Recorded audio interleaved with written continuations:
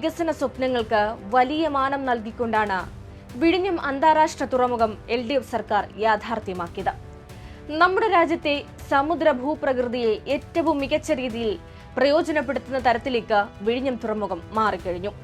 രാജ്യത്തെ ഏറ്റവും വേഗത്തിൽ വളരുന്ന തുറമുഖങ്ങളിലൊന്നായി വിഴിഞ്ഞം മാറി. ഏറ്റവും ഒടുവിലത്തെ കണക്കുപ്രകാരം 2.113 ദശലക്ഷം TEU ചരക്ക് കൈകാര്യം ചെയ്യുന്ന തുറമുഖമായി ഇത് മാറിയിരിക്കുന്നു. ഇന്ത്യയുടെ അടുത്ത വ്യാപാര കവാടമായി വിഴിഞ്ഞം മാറുമെന്ന് ഉറപ്പായി കഴിഞ്ഞു. കേരളത്തിന്റെ വികസനം മറ്റൊരു തലത്തിലേക്ക് എത്തിക്കാൻ വിഴിഞ്ഞത്തിന് കഴിയും.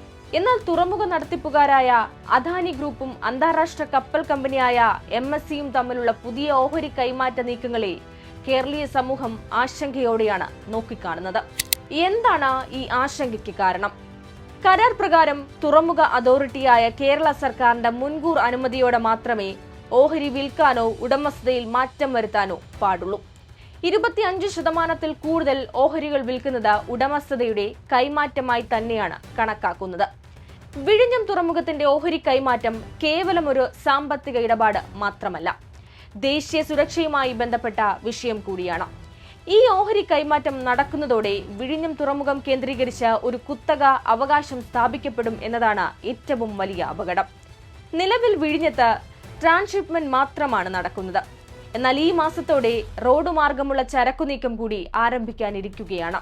ഇതോടെ കേരളത്തിലെ ഒരു സാധാരണ വ്യവസായിക്ക് ഈ ഒറ്റ കമ്പനിയുടെ കപ്പലിലും കണ്ടെയ്നറിലും മാത്രമേ ചരക്ക് ബുക്ക് ചെയ്യാൻ സാധിക്കൂ എന്ന അവസ്ഥ വരും. ആ കമ്പനി നിശ്ചയിക്കുന്ന ഭീമമായ നിരക്കുകൾ നൽകാൻ എല്ലാവരും നിർബന്ധിതരാകും. ഇത് കേരളത്തിന്റെ വാണിജ്യ താൽപര്യങ്ങളെ സാരമായി ബാധിക്കും. വിഴിഞ്ഞത്തിന്റെ സാധ്യതകൾ മുന്നിൽ കണ്ട് പൊതുമേഖലാ സ്ഥാപനങ്ങളുമായി 5000 കോടി രൂപയുടെ ധാരണാപത്രം കേരള സർക്കാർ നേരത്തെ ഒപ്പുവെച്ചിട്ടുണ്ട്. എന്നാൽ വിഴിഞ്ഞത്ത് ഈ കുത്തക വരുന്നതോടെ ഇത്തരം സ്ഥാപനങ്ങളുടെ വളർച്ച മുരടിക്കും. ലോകോത്തര നിലവാരത്തിലുള്ള ഒരു മൾട്ടി ഓപ്പറേറ്റർ തുറമുഖം എന്ന സ്വപ്നം ഇതോടെ അവസാനിക്കുകയാണ്.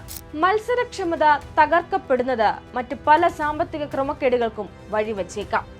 സർക്കാരിന് ലഭിക്കേണ്ട വരുമാന വിഹിതത്തിൽ കൃത്രിമമായി കുറവ് വരുത്താൻ ഈ ഓഹരി കൈമാറ്റം ഇടയാക്കുമോ എന്ന സംശയവും ബലപ്പെടുകയാണ്. വിഴിഞ്ഞം കേരളത്തിന്റെ വികസനത്തിന് വഴിയൊരുക്കുമെന്ന പ്രതീക്ഷ അസ്ഥാനത്താക്കുകയും ഒരു സ്വകാര്യ കമ്പനിക്ക് ലാഭമുണ്ടാക്കുവാനുള്ള ഇടമായി ചുരുങ്ങുകയും ചെയ്യുമെന്ന ആശങ്കയാണ് വളർന്നുവരുന്നത്.